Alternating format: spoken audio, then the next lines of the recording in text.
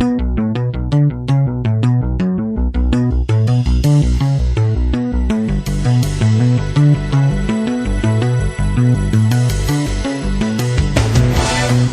to the Prophecy Club. I'm going to do something that we rarely, almost never, ever do. I'm going to play the audio of our last two DVDs, our most recent DVDs. Now, I'm only going to play about half of the audio. Obviously, if I play the whole thing, why buy the cow if you get the milk free? But the point is, I'm going to try to really encourage you. Look, I've said it before, I'll say it again. You can't get all of the information by just listening to radio. You can't do it. Yes, I'm going to encourage you to get my charts. You can download those free. prophecyclub.com in the download section. Excellent, awesome charts. As a matter of fact, as I search around on the internet, there is, in my opinion, my very, very, very humble opinion is I don't think anybody has prophecy charts even remotely close to as good as my charts. So you can download those, but here, at the end of the day, you want to understand Bible prophecy, you want to understand the very, very best of Bible prophecy, and I think it's in my new DVD, then you got to get it. Yeah, how do I say? I feel like just jumping up and down, hollering and screaming and saying, you got to get it, you got to get it, you got to get it. It's just that good. It really, really is. So here's what we're going to do. I'm going to offer both of our brand new DVDs just here made, in the last couple of weeks. As a matter of fact, I think they just finished editing them 2 days ago. Brand new for an amazing offer. Okay, here's the deal. The newest one, 17 Secrets in the Feasts and in the Trumpets. Topics are the coronation of Jesus, the barley and wheat harvest. I promise you don't know this. Secrets in the Feasts and the Trumpets.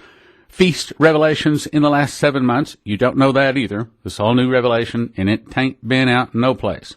Excellent, excellent, excellent. Matter of fact, then Bree just did, I thought, an amazing job in her new DVD called Is Trump Our Patrick Henry?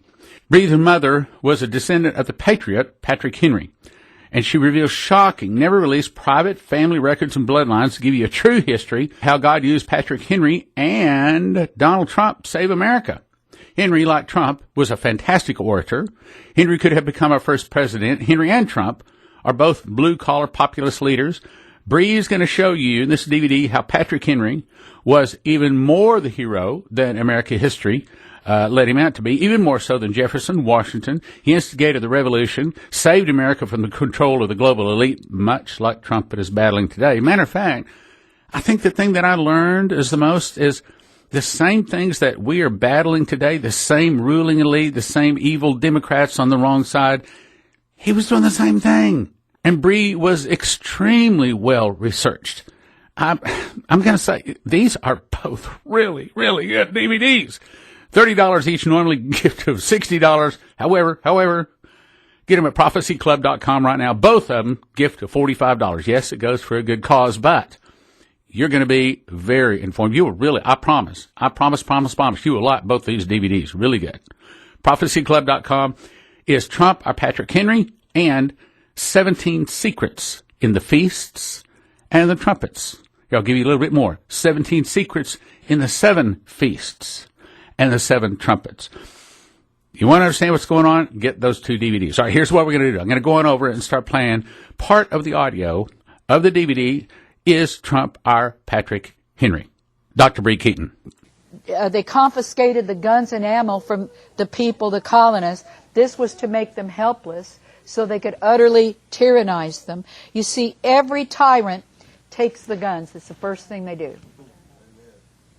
Then, while they were in those people's homes, they were spying on the families in their own homes, and thus many colonists were arrested for saying things in the privacy of their own homes against the king. Now, right here I want to recommend some books. They're kind of seminal books that kind of talk about what's going on, but you have to know the people that wrote these books were in on the in crowd and they knew exactly what was coming. Okay, they were deep state. So I suggest you read Brave New World, 1984, Animal Farm, and Atlas Shrugged. And best of all, read your Bible, because the Bible tells us what's coming too. Right now, homes are being taken away from people by high taxes. Is that true? They fake endangered species. All over America, they fake endangered species. most of that is not true, in order to take land. And then they do it with eminent domain. They just take. And then they are enacting UN Agenda 21, which is the rewilding and regreening of America. They take the land, they bar anybody from going on it, and they let it go wild. Now, in Northern California and Southern Oregon, there's a whole huge lawsuit, and the people are trying to make their own state to stop the government, because they've taken vast amounts of generational family farms and property from people. This is the way they've made their living for generations, and they're just taking it, and it's just wild. So people are pretty upset there, and other parts of the world as well. I mean, America. Is the left constantly clamoring to take away the guns? Yes. Look at Chicago. They took the guns, and there's more gun deaths there than anywhere. So did that work? No, because the criminals still have them. And then the people are defenseless. In Australia, they did the same thing. They made the people bring in all their guns. They burned them in the center of town. The next day, violent crime and murder quadrupled in Australia.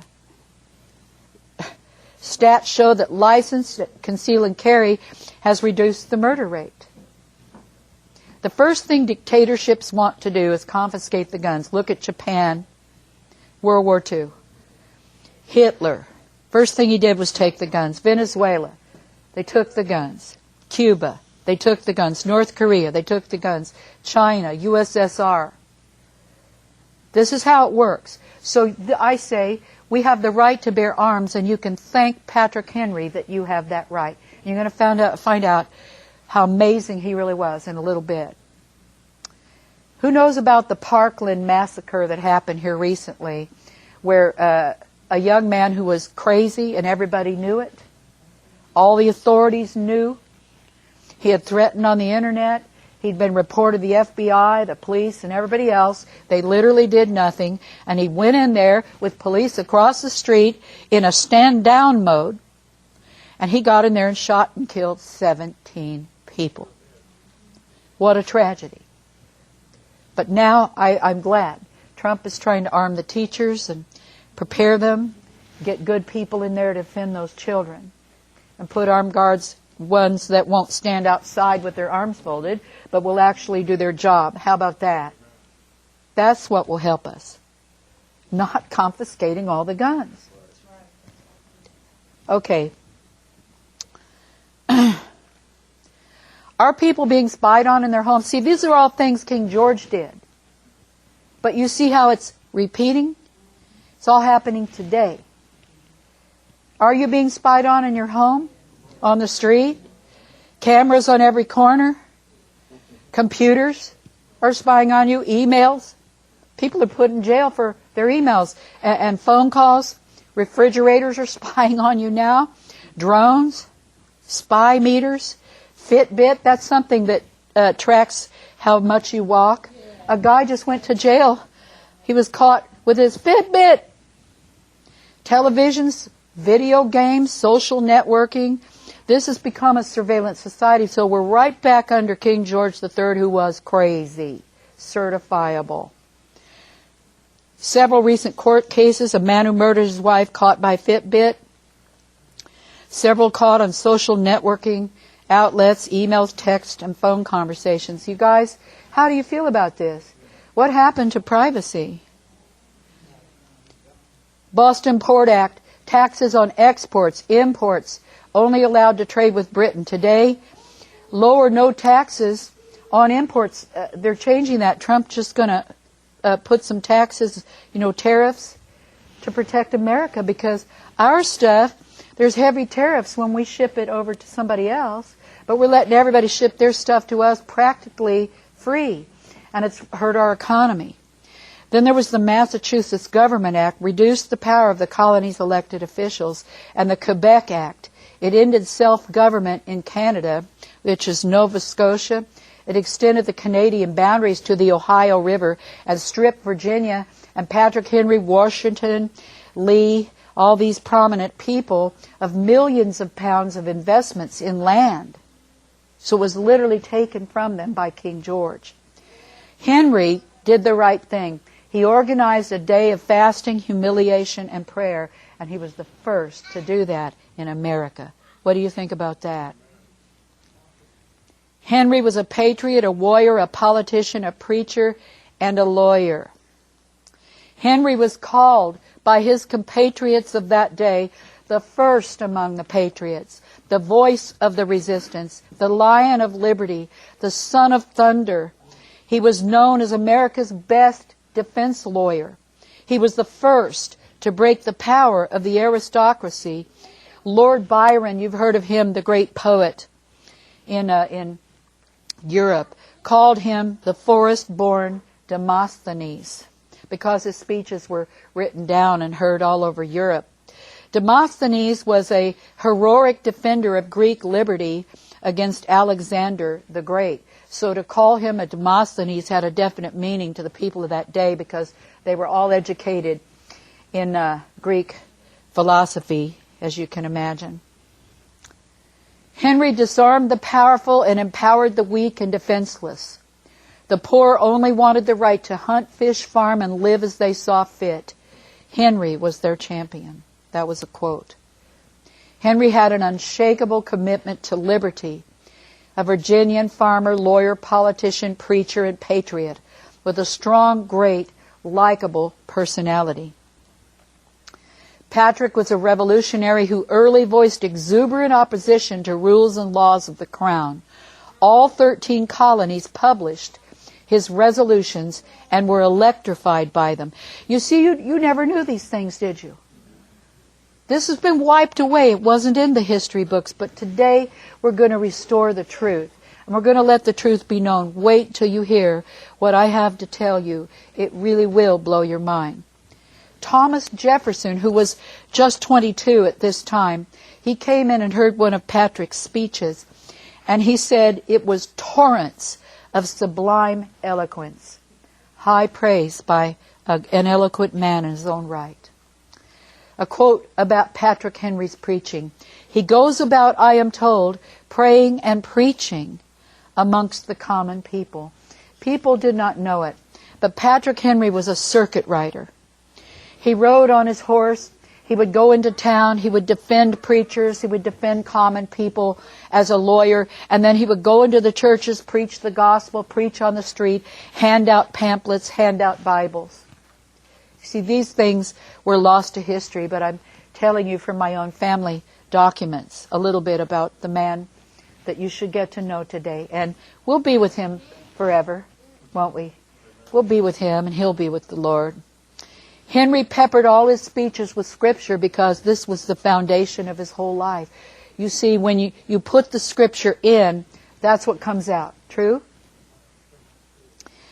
It was quoted of him, Patrick Henry the Patriot spoke like a gospel preacher. Oh my goodness, wait till you hear. Trump the true patriot. Our President Trump. He put America first, didn't he? The globalists fear our power and want America to be last in the world, and they nearly succeeded. Then Trump came in and started bringing jobs back and bringing back manufacturing and bringing back the rights of Americans and so on, putting our laws back in place that were pushed under and stomped under the feet.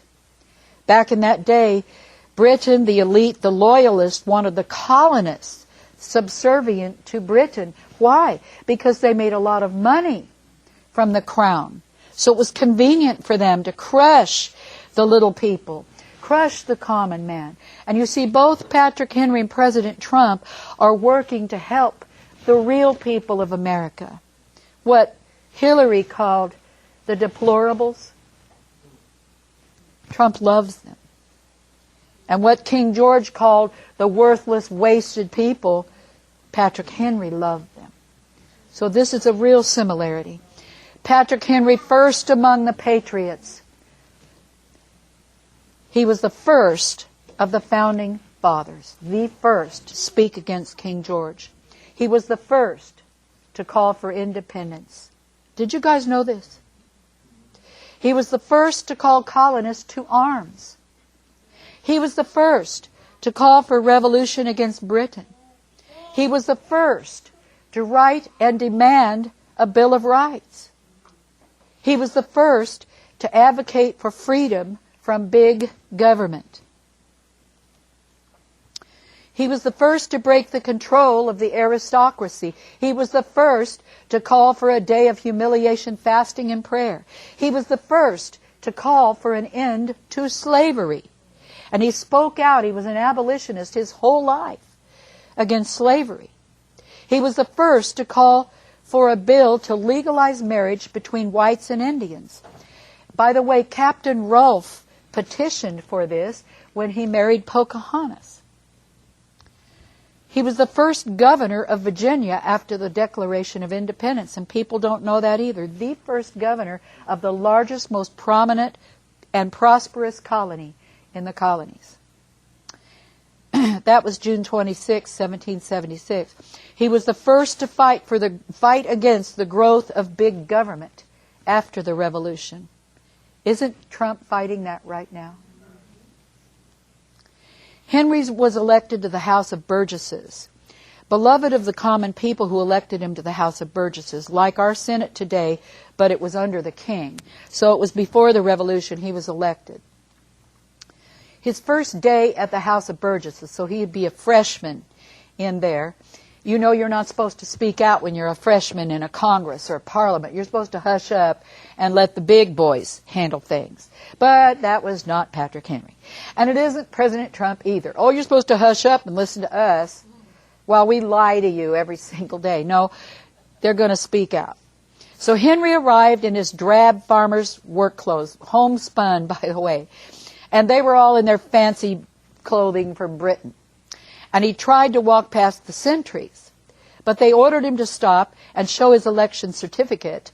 And then when they saw that he was for real and not just some poor farmer, they let him in. And so Henry said, the best kind of republic is a virtuous society with robust local governments.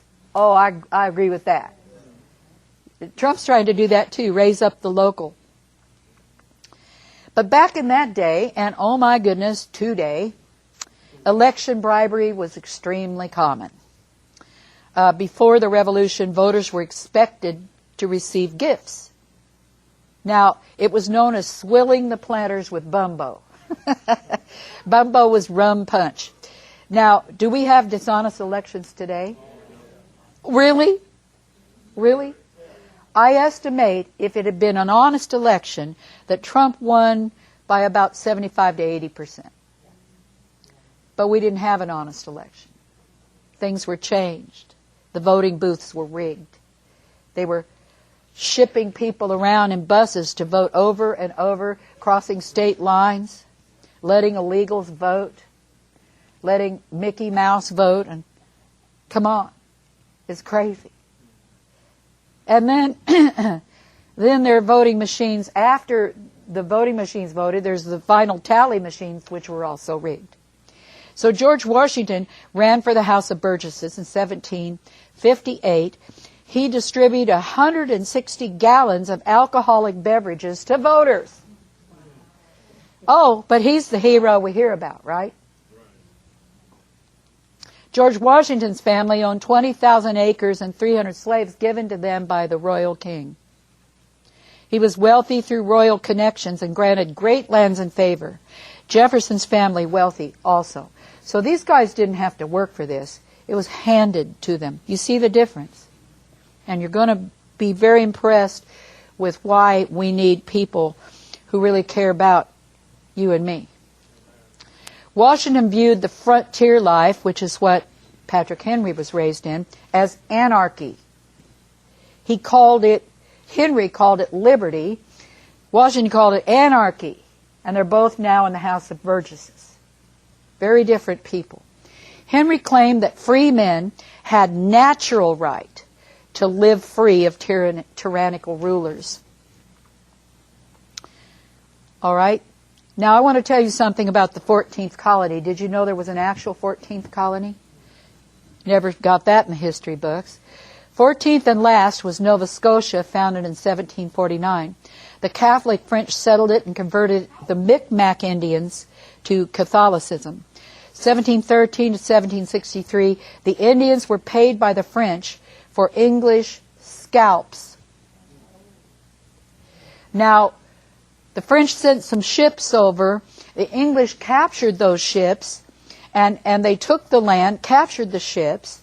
In 1755, the outbreak of the French and Indian War, England and France made Nova Scotia a battleground, and the French invasion fleet was captured. One ship of the French had a cargo of 10,000 scalping knives. And they were going to come in and give it to the Micmacs and wipe the English out by scalping them. That's the lovely French. So the English were fighting.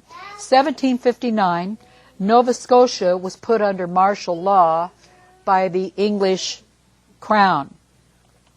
British sent the redcoats, the worst hard-drinking lecherous, to suppress the civilians. And Nova Scotia could not send representatives to the Philadelphia Continental Congress, or they would have been part of the United States. But they could not, because Britain cut them off and suppressed them. And again, the troops just took over, ate up all the food, took the guns, and murdered and slaughtered the people of Nova Scotia, and they had great fear, and they were unable to send a representative. Also, they begged for ammo, they begged for help, but George Washington had nothing to give them. He had nothing extra. You know that he was always in a state of lack when he was trying to prosecute this war, so he had no ammo to send. British General Howe pulled an army and fleet from Boston that flooded the 14th colony with military and every loyalist they could cram aboard the fleet in order to take over with the British there, rich and poor, honest and criminal, and they descended on Halifax like a plague of locusts, devoured all the food and occupied every room and every parcel of land with tents. This drove prices through the roof and brought hardship, and the town now filled with refugees.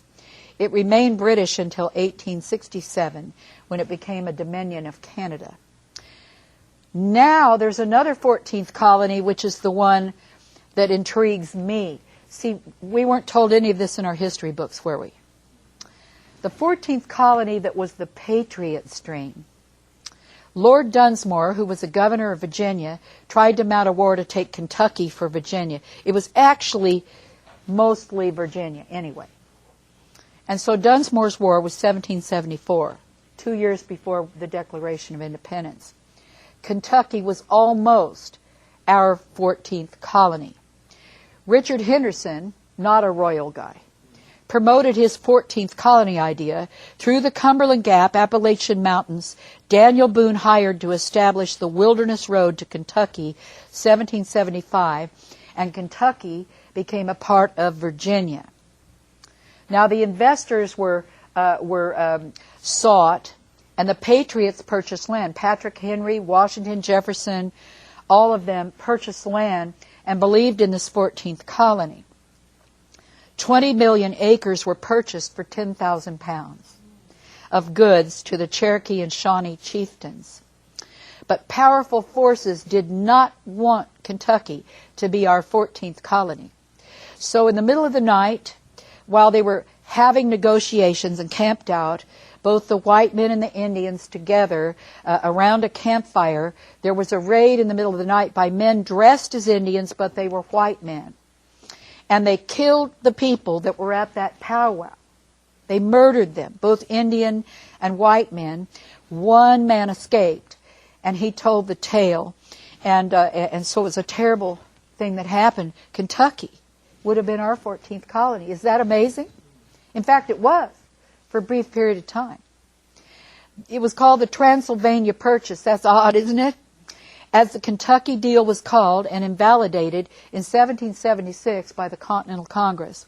Several founding fathers had big vision of westward expansion, and Patrick Henry was one of them. You see, if you're just going to isolate yourself here, you can't grow.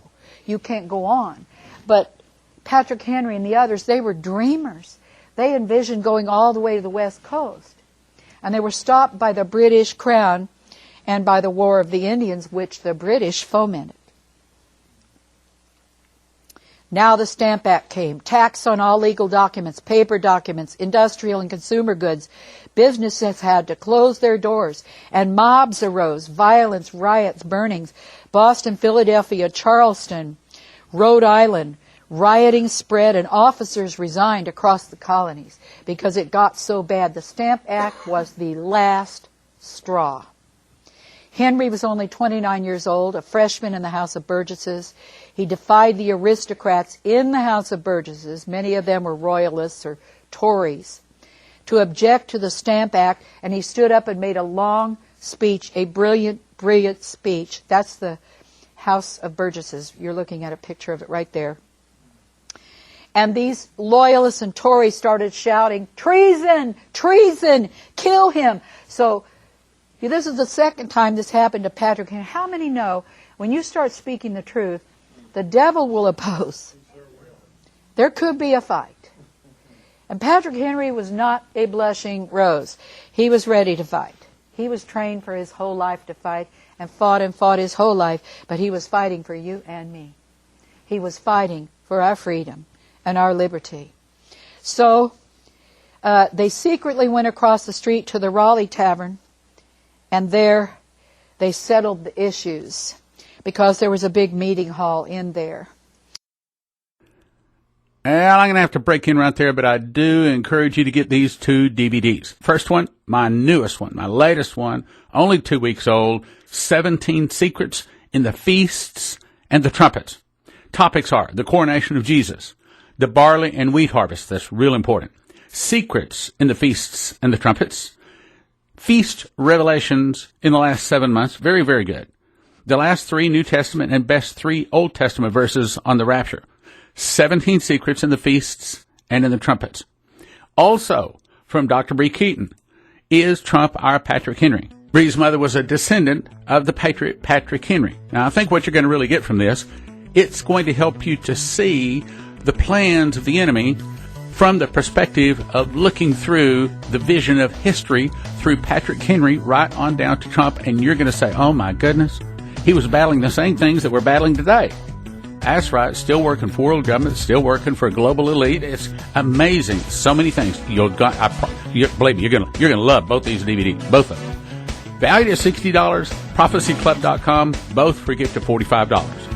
17 secrets in the feasts and the trumps, and Is Trump Our Patrick Henry? Valued at $60, gift of $45, prophecyclub.com. Thank you for listening. Thank you for your prayers, and thank you for your gifts of support. God bless. Now from the Prophecy Club, some exciting opportunities for you. The final answer to the rapture question. Definitive proof that America is in Revelation. 7 signs to spot the Antichrist early. The surprising final plague on earth. And kings and priests. What's the third woe? Who are the nations? Are all the saints kings and priests, or some kings, some priests? Both DVDs gift of $40 at prophecyclub.com. The Watchman's Trumpet will allow you to gift free coupons to friends to watch Prophecy Club DVDs online. They get saved, and it counts toward your book of works because it was done in cooperation with the Prophecy Club. When you donate for Watchman's Trumpet, end your gift in a 7, and we'll give you 20% extra viewing credits for helping create the program. The cost to write the program ranges from $70,000 to $150,000 from 2 to 6 months to write.